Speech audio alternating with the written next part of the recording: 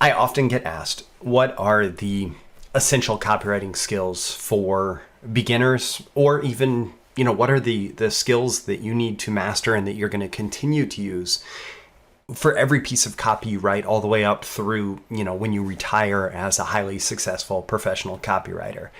And so while it doesn't work as a single episode, what I decided to do was create a series of episodes.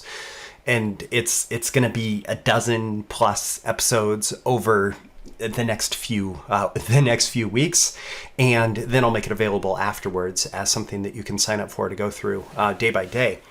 And it's going to be called Essential Copywriting Skills. And so for today's Breakthrough Marketing Secrets episode, we're going to be covering the essential copywriting skills, and let's dive in.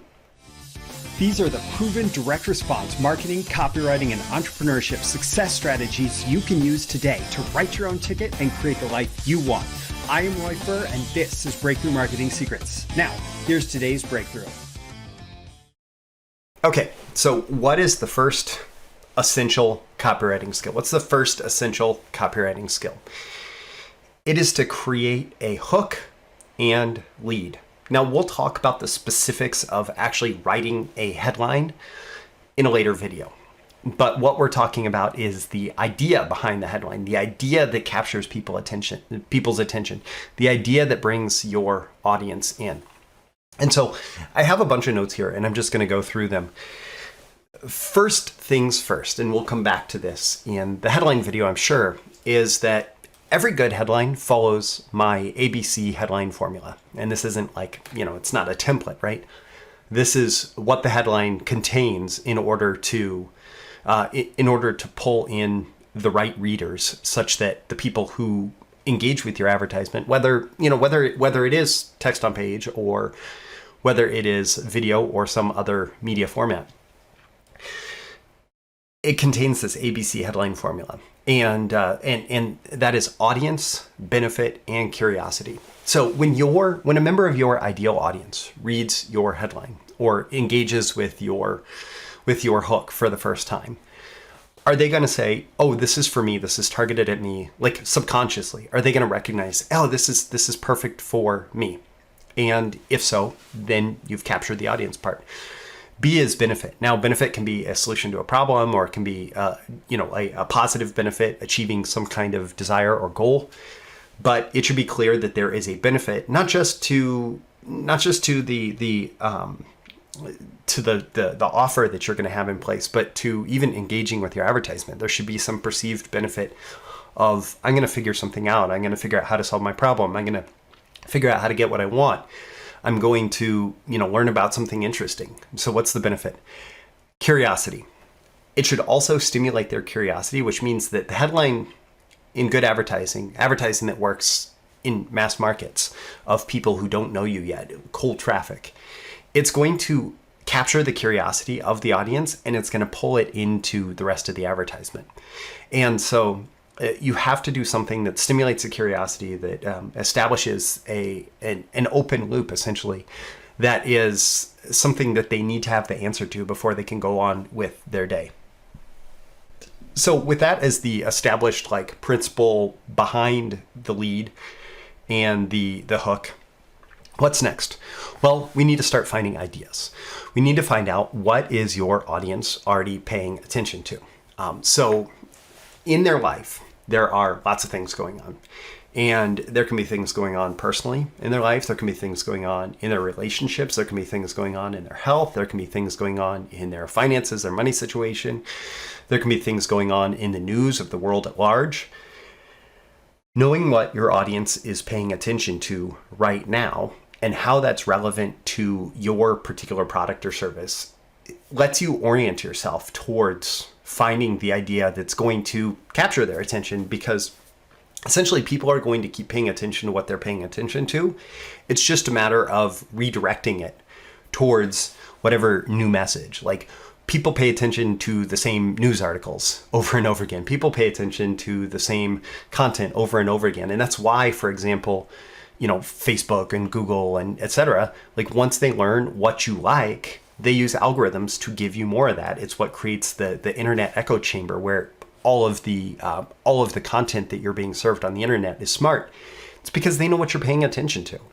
And so as a marketer, as a copywriter, your job is to, number one, you have to figure out what your audience is paying attention to right now so you can essentially give them more of that and then direct it in whatever new direction. And then how does this speak to an urgent problem that they are going to want to solve imminently with a purchase, probably? How does this speak to a 10x opportunity, an opportunity to make their life bigger, not in some small incremental way, but in some magnificent, gigantic way? Or how does it speak to an imminent prediction? Like, is something going to change in the near future that's going to create an urgent problem or a 10x opportunity for them to either solve or take advantage of? Now, those are the 3 big idea types from my high velocity copywriting training program.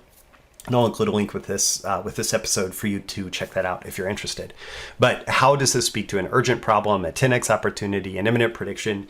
And here we're not even necessarily trying to write the words yet. We're just collecting a bunch of notes. And by the way, if you aren't yet, for this series especially, if you do any kind of copywriting, or even if you give copywriters on your team feedback on copywriting, you should be taking lots of notes.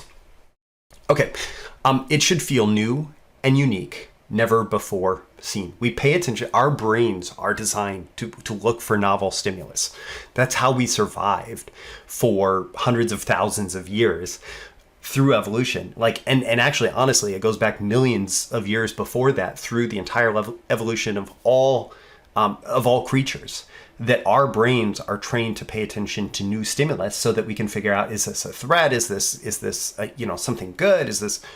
And so we pay attention. Oh, that's something new. And we make a judgment about it, and we go towards it or we go away from it. Well, it has to be new to get that attention in the first place. Oftentimes, like I was saying with the whole internet echo chamber thing, it's a new angle on the familiar. And so, if I'm scrolling through Google News, for example, and I see a headline that is, oh, that's a story that I've already read about. That's a story I read about yesterday, and there's nothing new to the story conveyed in the headline, I'm not going to click on it.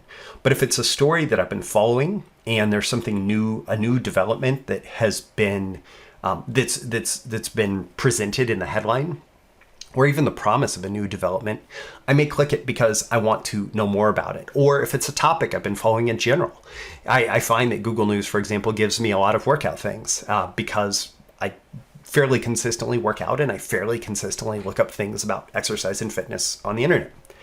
And I don't click on everything, but when there is a perceived new angle on the familiar, it's something that I'll dive into. One important thing to note here is usually it's a few degrees off, and here I'm talking about a compass, right? Instead of at 90 degrees, it's at 85 degrees, or it's at 95 degrees. Like it's a few degrees off. It's not a 180 degree turn. You're not forcing someone to turn around completely on a topic that they're aware of. Sometimes maybe, I suppose, but for the most part, it's like, oh, new discovery around this leads us down this path. And ideally here, it's not something that everybody is talking about. And so this is especially important in mature markets, and frankly, most big markets are very mature markets at this point. So for example, if there is, if you're involved in stock investing, what completely new topic about stock investing are you going to talk about? If it's relationships, what completely new topic about relationships or new angle on relationships are you going to talk about? If it's about health, what new angle on heart health are you going to talk about? What new angle on, stomach health or whatever are you going to talk about? So it should be something that is at least a little bit different from what everybody else is talking about.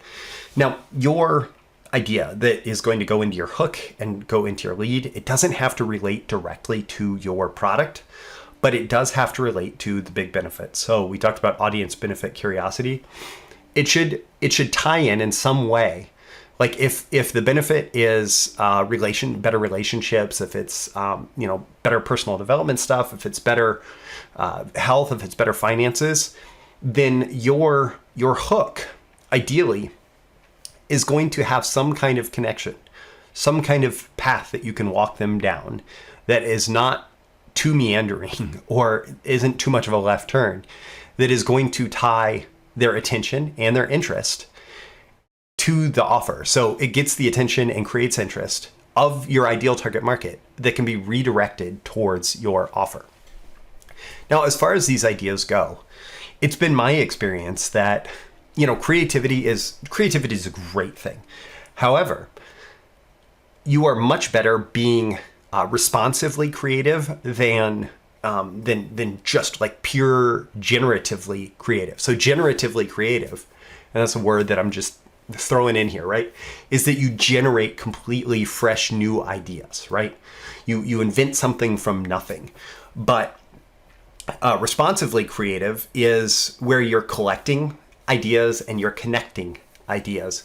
It's like, electric engines and battery technology, electric motors and battery technology are getting good enough that we could actually revisit the idea of electric cars, which actually existed before gasoline cars, or around the time that gasoline cars were invented 100 plus years ago. But the batteries are getting good and the motors are getting good, so we can revisit this. So how can we collect and connect those things and connect them together? And look, we have Tesla, we have all this new electric car phenomenon that's going on.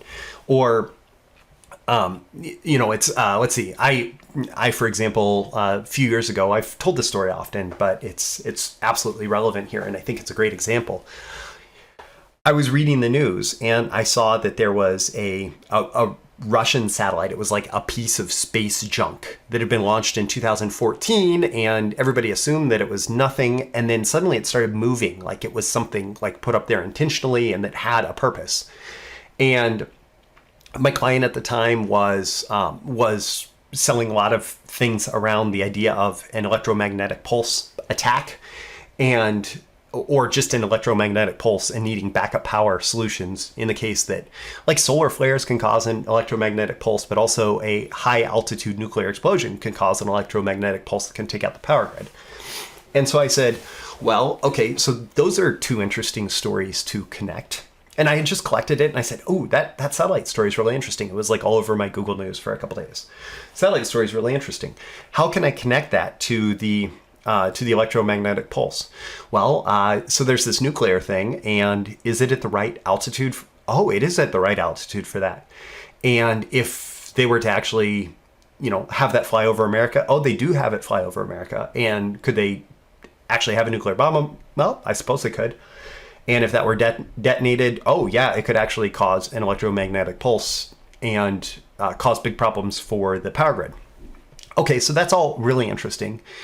And I combined those two stories and I made a new one, and we sold a whole lot of EMP resistant backup generators.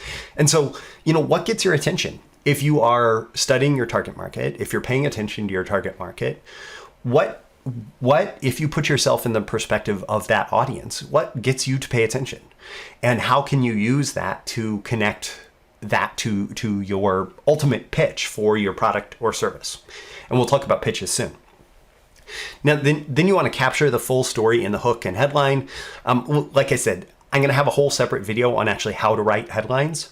But the whole story that I mean is like negative to positive, problem to solution, desire to fulfillment. And you want to give enough of that narrative arc that it's not just like, I'm completely miserable and XYZ, right? Like I'm miserable.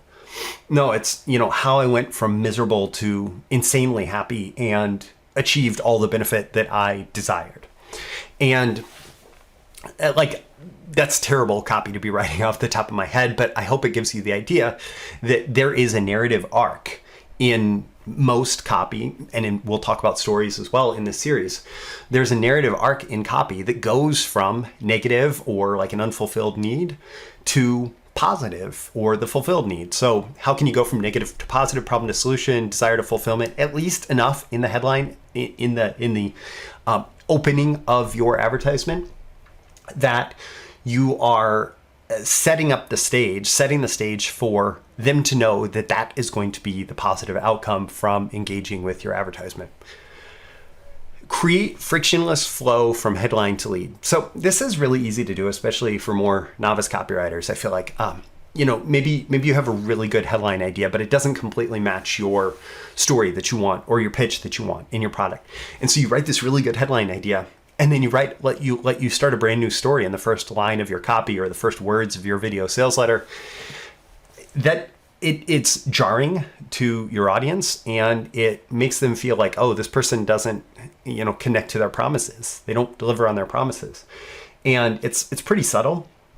It's what one of my mentors, David Golan, called a negative thought packet. That it's, it may not be enough to actually stop them from reading at that point, but it's planting the seeds of negativity about your message in their head. And at some point, those seeds are going to grow. And if there's more than one negative thought packet, or if there's a few negative thought packets that are jarring experiences from the copy or reasons that they don't feel good in the copy, then you're going to lose them. And they might not even know why. So you need to create a frictionless flow from your headline to your lead. So your lead, like the first words after the headline area, are going to build on the headline. You want to maintain the curiosity. Don't close any open loops that you have. My training on sleight of pen, it's copywriting training focused on principles of hypnosis and NLP and persuasion. That actually goes, there's a whole section on open loops. And so you might want to check that out. So creating this frictionless flow from headline to lead, part of it is that you want to make sure that ABC, that the audience still feels like this is for them. They're still feeling like they're going to get the benefit that you promised, and they still have curiosity that's going to keep them reading deep into your advertisement in whatever media it is, or paying attention, watching the video. And then the other thing that you need to do is to make sure that you do actually set up the pitch. And so as you go through your copywriting, you're going to have an idea, okay, this is how I want to get attention. This is how I want to build interest. This is how I want to stimulate desire for my product in particular. This is how I want to get people to take action. And so in this whole attention and interest, like getting people to pay attention and getting them interested in what you have to say, what you need to do is you're going to need to bridge into the actual pitch for your product, where you're actually setting up the buying criteria that's going to make people interested in buying your product in particular. So that is it for create a hook and lead. And like I said, this is going to cover a dozen plus episodes, and so there's a lot more to come. Including things that are going to tie in back to this original episode. If you are interested in any of the training that I've mentioned throughout, I'll make sure that I include links to high velocity copywriting, to sleight of pen, and to my BTMS Insiders training library, which actually contains all of the training. It's like Netflix, but for copywriting and marketing training, where you pay one low monthly fee and you get access to everything. And that includes the high velocity copywriting and sleight of pen. Also, I'll include a link to Breakthrough Marketing Secrets. If you are, if you're checking out this series in May, June 2021, then you're going to find the best way to make sure that you're getting all the episodes is to be on my Breakthrough Marketing Secrets email list. And after the series is complete, I'll make sure to add a link, and you can get all the episodes in this series, plus get added to Breakthrough Marketing Secrets as well.